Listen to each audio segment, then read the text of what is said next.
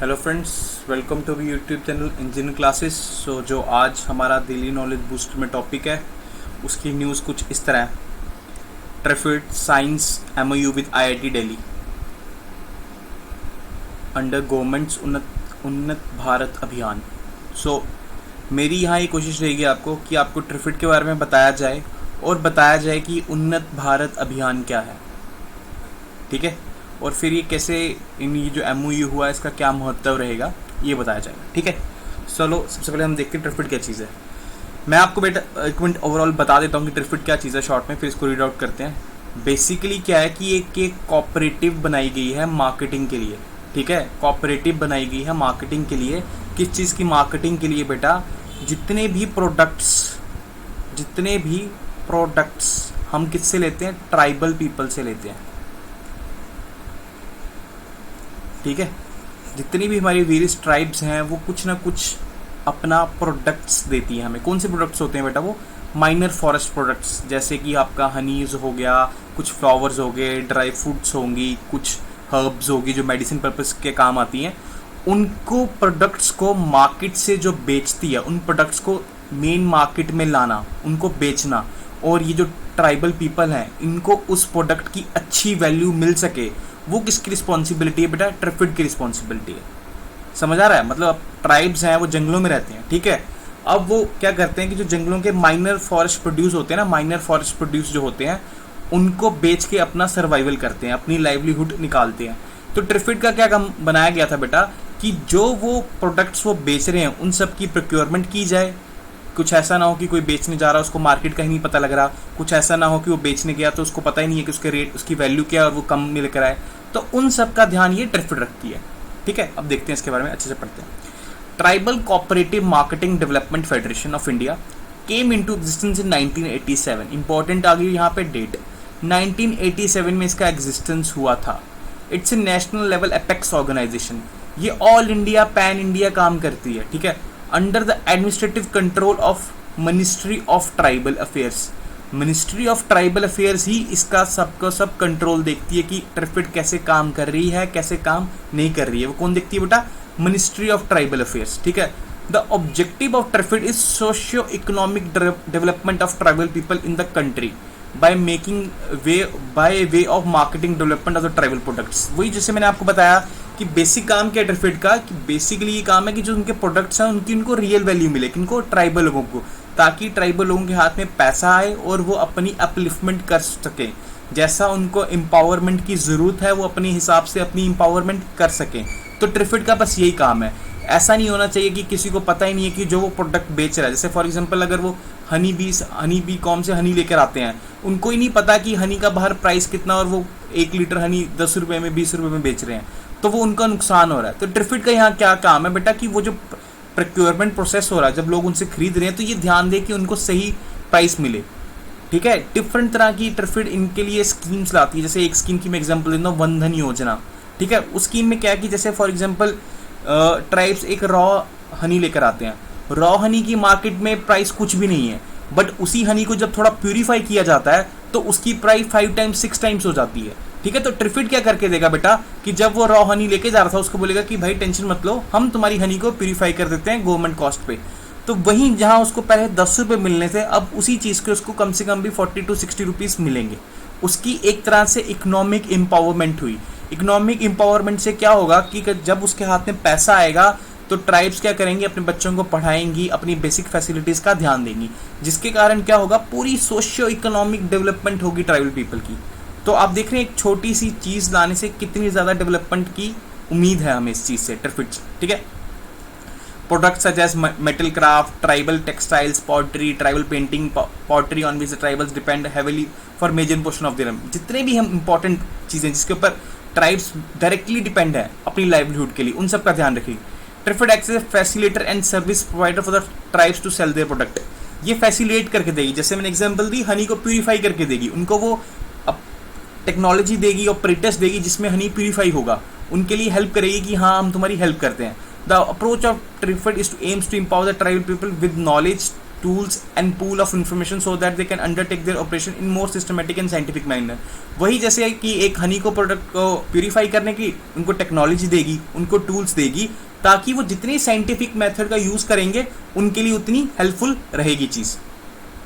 और बेटा याद रखना कि ये बड़ा फोकस देती है सेल्फ हेल्प ग्रुप्स पे।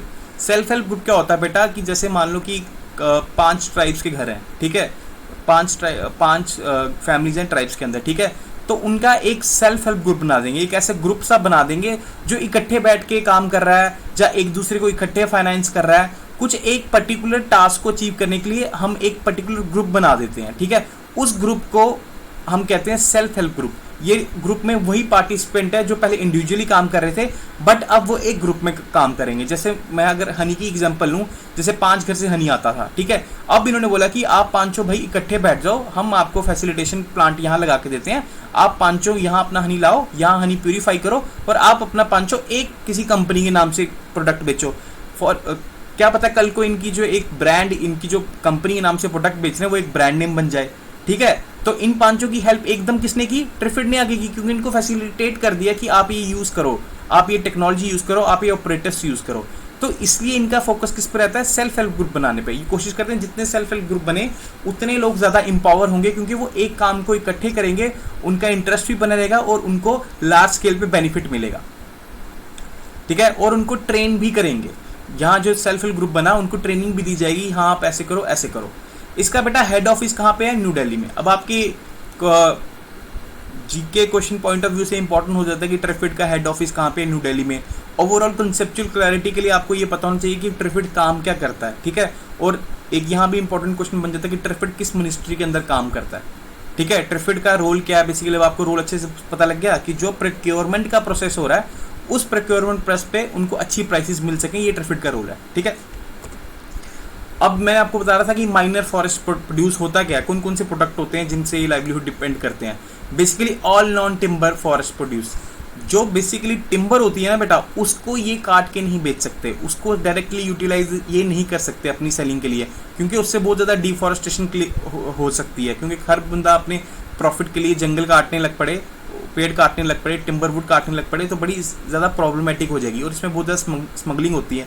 तो इसलिए जो इनके हाथ में है ट्रेड करने के लिए वो कौन कौन से हैं, जैसे बैम्बू हो गया, केन्स हो गया, फॉडर हो गया, गम्स हो गए, वैक्स हो गए, डाइज हो गए, रेजिन्स हो गए, और भी बहुत कुछ, ड्राई फ्रूट्स, हनी, ये सभी कर सकते हैं। इन सब की प्रोक्योरमेंट ये खुद करेगी और ट्रिफिड इनकी हेल्प करेगी। क्लियर है, समझ आ गया? इससे क्या होगा, इनको सब्सटेंसेस मिलेगी और कैश इनकम मिलेगी, जिससे ये अपनी लाइवलीहुड को चेंज कर सकते हैं, अपनी एम्पावरमेंट कर सकते हैं। ये ट्रिफिड का काम है, ठीक है। अब आगे चलते हैं। दूसरा जो इसमें आपने देखा था, न्यूज़ में था, न्यूज़ में क्या थी दूसरी बड़ी चीज़, एक तो आगे ना ट्रिफिड साइन पता लग गया, ट्रिफिड पता लग गया। अब आपको क्या दूसरा क्या है बेटा? उन्नत भारत अभियान, UVA। अब ये देख लेते हैं ये क्या चीज़ है।